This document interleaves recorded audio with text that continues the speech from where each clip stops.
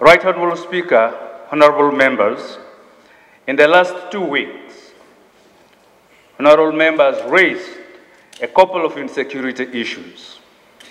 These issues ranged from the general security situation to how the police are addressing the festive season to specific areas of concern, including the following: fire outbreaks, gun violence, especially in Rukungiri and Arua districts, theft of livestock in Karamoja and Nakaseke districts.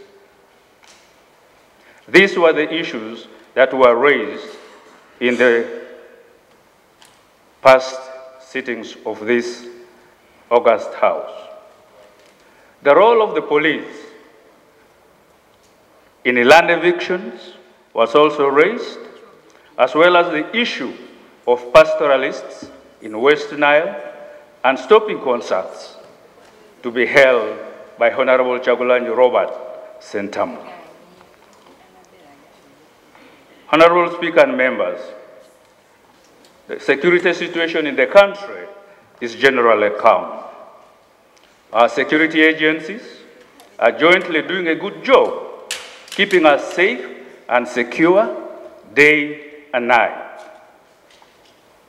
The insecurity that was beginning to come up with criminals attacking local and foreign investors has been sorted out, and this crime is under control. We were able to achieve this through setting up thorough systems of effective policing of these areas and prosecution of offenders caught in the crime. Equally, we are fully prepared to secure the festive season through strategic deployments, extra vigilance, and community mobilization. By these initiatives, we guarantee that Ugandans will have peaceful celebrations with minimal crime incidents. We call upon all members to add their voices to ours in mobilizing their communities, in appreciating that security of any nation starts with them at individual level. Honorable members, your voices in this respect are very pertinent and count indeed. The Inspector General of Police on Tuesday, December 18th, gave a detailed message of assurance of how prepared the police are in securing the country this festive season. The police deserve our unwavering support, as they sacrifice a lot in ensuring that we are safe and secure in our various environments. Let me now turn to speak on the role of police in the enforcement of court orders. Honorable Speaker and members, the role of the police in the enforcement of court orders in land evictions is purely to support the process, which is directly handled by the judiciary, particularly the court bailiffs. The police do not have to participate in the act of enforcing court orders, and in as far as I am aware, that is generally the case. What is pertinent here is that the police do not examine the merits and demerits of this matter, and therefore, some of the incidents that we are talking about. The question of the merits and demerits of these evictions is a matter for the judiciary. Originally, court bailiffs would simply secure orders of court and execute these orders without checks. Currently, the police department in charge of land protection first confirms the authenticity of the court orders before it is cleared for execution and enforcement. By this initiative, we have been able to detect and deter unlawful actions by some unscrupulous people trading as either court officials or powerful business personalities. The matter of Perere Nakanyonyi, popularly called as Lusanja, had its own flaws, which cannot be blamed entirely on the police. The judiciary is handling it, and that is the best I can share with you, members, as of now. However, if there is anyone culpable for having done anything that contravenes the law and the procedures therein, we are open to an inquiry, and we shall welcome the results of that inquiry.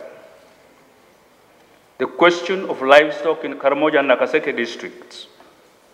Right Honorable Speaker and members, during the festive season, theft of livestock and general crime tend to increase in the districts with livestock farmers throughout the country, but not limited to the 2 districts I have just mentioned. However, the police anti-stock theft unit are deployed in many of these areas to avert stock thefts. The unit closely works with the territorial police to address the criminality related to livestock thefts. It is important to note that cattle thefts involve syndicates of thieves and local agents often known by the communities where these acts take place. Such agents and thieves should be reported to the authorities for preventive action. Gun violence. Right Honorable Speaker and members, the police is addressing the problem of gun violence through proactive and long-term measures of marking and fingerprinting all guns, both within police, other security agencies, as well as with individuals who have acquired these guns officially. In Arua, it will be recalled that the gun was stolen from an SPC, and the next day, someone was murdered at one of the petrol stations in Arua.